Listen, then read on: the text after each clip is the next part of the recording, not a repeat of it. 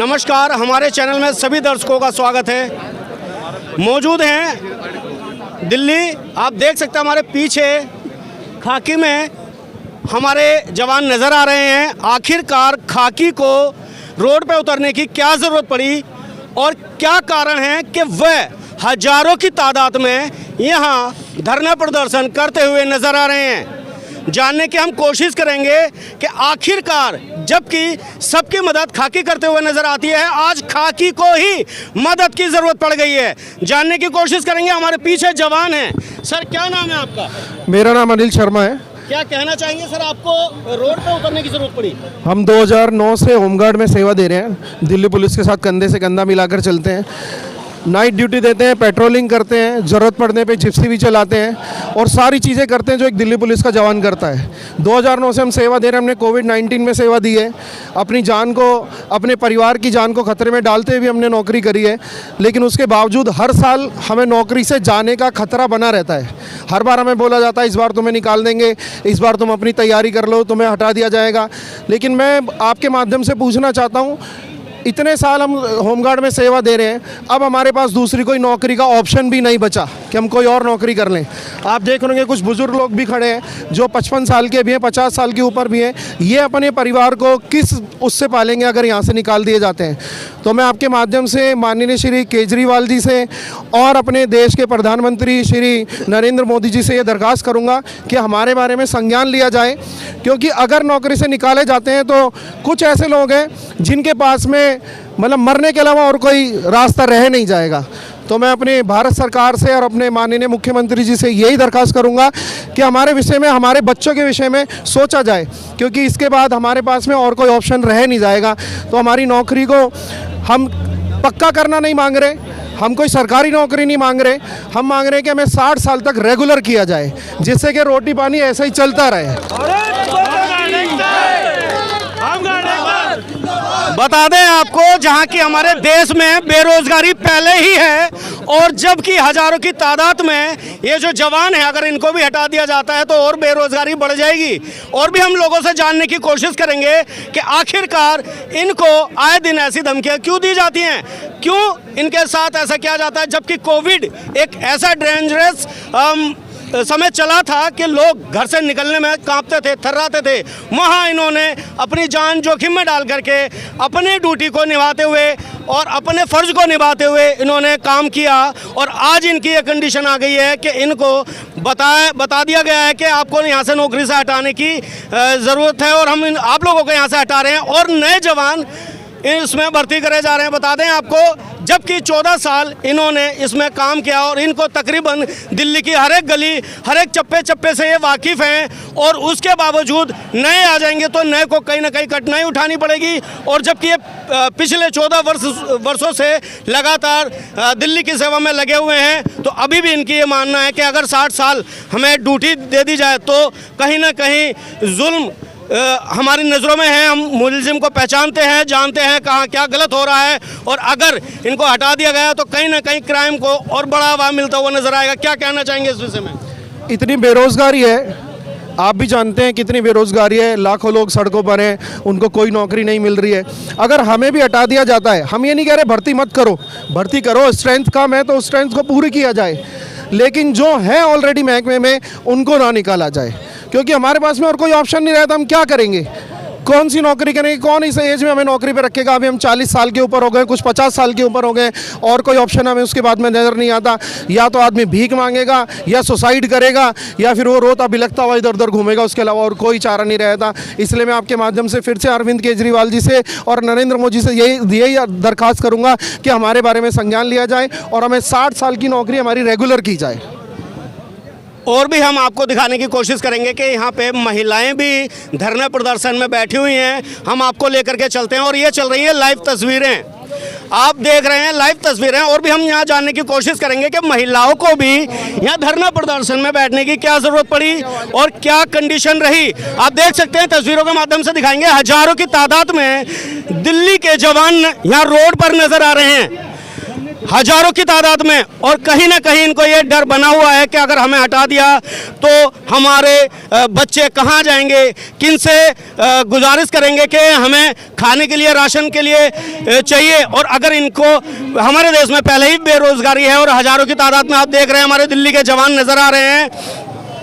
और भी हम दिखाने की कोशिश करेंगे आपको कि हमारे बीच में महिलाएं भी धरना प्रदर्शन पे बैठी हुई हैं। क्या कहना चाहेगी हमारी सरकार इन महिलाओं के लिए, जबकि महिलाएं अपना काम धंधा छोड़कर, और महिलाओं को सम्मान की नज़रों से हमेशा देखा जाता है और वही सम्मान आपको रोड पे नज़र आ रहा है। क्या कहना चाहेंगे हमारे यहाँ जो सरकार है, हमारे सरकार इन महिलाओं के लिए क्या संज्ञान लेगी, हम जानने की कोशिश करेंगे। क्या नाम है आपका? राम बतेरी। क्या कहना चाहेंगे? कि इससे हमारा घर बर्बाद चलता है, परिवार चल रहा है, और इस के लिए हमने इस संस्था को कायम रहने के लिए संस्था में हम आगे अपना 60 साल तक की उम्र तक इसमें नौकरी करना चाहेंगे, ताकि हमारे बाल परिवार चलते रहे, और हम इस सरकार से यही उम्मीद करते हैं। हमारे बीच में और महिलाएं भी हैं, जबकि ये अपने छोटे बच्चे छोड़ करके तकरीबन हमारे यहाँ पर अपने बच्चे भी छोड़ करके आ रखे हैं, और भी हम जानने की कोशिश करेंगे। क्या नाम है आपका? बबीता। क्या कहना चाहेंगे सरकार को? मैं ये कहना चाहती हूँ कि सरकार से कि हमें 60 साल तक इसी में सेवा देने का मौका रखा जाए, क्योंकि हमारे इस नौकरी के अलावा और कोई साधन नहीं है, और इस उम्र में आज 45 साल उम्र हो रही है, हमें कोई नौकरी भी नहीं देगा आगे, और इस नौकरी के सिवा हमारे पास कुछ और धंधा कुछ नहीं है काम। जबकि इन्होंने 14 साल तकरीबन सेवा में रेगुलर रहे हैं। और भी हम जानने की कोशिश करेंगे कि अगर नहीं भर्ती होती है तो कहीं ना कहीं क्राइम करने वालों को और मौका मिल जाएगा। उनको यह रहेगा कि नहीं भर्ती है और उनको जानकारी नहीं होगी। और भी हम जानने की कोशिश करेंगे। क्या नाम है आपका? मेरा नाम यशोदा है। मैं ये कहना चाहूँगी कि हमने 14 साल अपने त्यौहार छोड़कर बहुत ही इज्जत से और सारा अनुशासन का पालन करते हुए नौकरी करी है। मैं ये चाहती हूँ कि हमारा जो 14 साल का बलिदान है उसको ख़राब ना किया जाए। अगर नई भर्ती आप लोग निकालते हो तो ना तो उन्हें अनुभव होगा और ना वो हमारी तरह आगे सेवा कर पाएंगे, क्योंकि सबको पता है 3 साल नौकरी करके निकलना है तो क्या भक्ति भाव दिखाना। तो हम यही चाहेंगे कि हमें और पूरा 60 साल तक सेवा करने का मौका दिया जाए। आप ये देख सकते हैं और भी हमारे बीच में। क्या नाम है आपका? मेरा नाम राजबाला है और मैं ये कहना चाहती हूँ कि हमारा गवर्नमेंट जो है, जैसे हमने कोरोना में हर परिस्थिति में गवर्नमेंट के साथ, दिल्ली पुलिस के साथ हमने हर तरह की ड्यूटियाँ दी हैं और कंधे से कंधा मिला करके काम किया है। और हम नहीं चाहते कि हमें ये बार बार निकालने की, गवर्नमेंट कहती है कि 1 साल बाद निकाल दिया जाए। हम इस सेवा के अलावा और कहाँ जाएंगे? 48 साल की उम्र हो रही है। हम इस उम्र में हमें नौकरी कौन देना चाहता है? अगर हम इतने घर से इतने ही अच्छे होते तो हम क्यों इस संस्था में आते? इसलिए हम क्यों रोड पे हम आकर के आज अपने बच्चों को छोड़ के, अपना घर परिवार छोड़ के यहाँ पर आते? जब हम सब कुछ अच्छा दे रहे हैं, नौकरी अच्छी कर रहे हैं, सेवा अच्छी दे रहे हैं गवर्नमेंट को, दिल्ली पुलिस को, फिर हमें बार बार क्यों कहा जाता है कि आपको 1 साल बाद निकाल दिया जाता है? हमारे मन में ये डर हमेशा ही बैठा रहता है कि हमें 1 साल बाद निकाल दिया जाएगा। हम ये चाहते हैं कि दिल्ली सरकार से कि हमें हमारे इस कार्यकाल को 60 साल तक रेगुलर कर दिया जाए, ताकि हमारे अंदर से बह निकल जाए और हमारे बच्चे अच्छे से पढ़ सकें, लिख सकें, आगे बढ़ सकें। और भी हमारे बीच में मौजूद हैं, उनसे भी हम जानने की कोशिश करेंगे कि वो क्या कहना चाहते हैं। क्या नाम है आपका? मैं बरखा। आफ्टर 12th मैंने ये होमगार्ड ज्वाइन किया था। अब मेरी 35 एज हो गई है, तो इस टाइम हमें कौन जॉब देगा? आफ्टर 30, आफ्टर 40, आफ्टर 50 हम कहाँ जाएंगे? तो इसलिए ये हमें 60 साल तक की सेवा करने का मौका दिया जाए, क्योंकि अब हमारे पास और कोई जरिया ही नहीं है। गवर्नमेंट जॉब में भी हम नहीं बढ़ सकते हैं, तो इसलिए यही टाइम हमारा बढ़ा के 60 साल किया जाए। कहीं पे भी हमें कहीं जाने का रास्ता ही नहीं है। अब शादी हुई सरकार है, आपका कहना नहीं सुनती है तो आप कब तक यहाँ धरना प्रदर्शन करेंगे? जब तक सरकार नहीं सुनेगी हमें यहीं पे रहेंगे, धरना हम देते रहेंगे, यहीं रहेंगे और सब मिलके एक साथ खड़े रहेंगे। सरकार को माननी ही पड़ेगी हमारी मांग, क्योंकि अब हमारे पास कोई जरिया ही नहीं है जाने का। हम कहाँ जाएंगे बताइए आप? और गवर्नमेंट केजरीवाल साहब ने हमसे ये कहा था, जब वो सत्ता में नहीं थे उस टाइम उन्होंने हमें आश्वासन दिया था कि अगर मेरी सरकार बनी तो मैं आप लोगों के लिए अच्छे से अच्छा करूंगा, और आज वो अपने वादों से मुकर गए हैं। उनको बार कहा है, जब उनको अपने वादे कहा है वो अपने वादे क्यों नहीं याद कर रहे? जब उन्होंने कहा था जितने भी कॉन्ट्रैक्ट वाले मैं सबको परमानेंट करूंगा, होमगार्ड को परमानेंट करूंगा, आज वो सरकार बन के होमगार्ड को भूल चुके हैं, आज वो भूल चुके हैं कि इतने परिवारों का रोजगार जुड़ा हुआ है इससे। आज वो अपने बता दें आपको, कहीं ना कहीं सरकार अपने वादों से मुंह करती नजर आ रही है। अगर वादे पूरे करती तो शायद ये आप देख रहे हैं हजारों की तादाद में जो दिल्ली की सुरक्षा में तत्पर खड़े रहते हैं। ये देख सकते हैं आप तस्वीरों में, हजारों की तादाद है यहाँ पर। और हमारी दिल्ली सरकार ने जो वादे किए उनको पूरे करते हुए हमारे केजरीवाल नज़र नहीं आ रहे हैं। और बता दें आपको, जब तक सरकार इनके वादे पूरे नहीं कर लेती है तब तक इनका मानना यह है कि यहाँ से हम हटेंगे भी नहीं। और बता दें आपको, हमारे सिपाहियों ने यहाँ तक ये कह दिया है कि हमें मरने के लिए और कोई ऑप्शन नहीं रहेगा अगर ये नौकरी जाती है तो।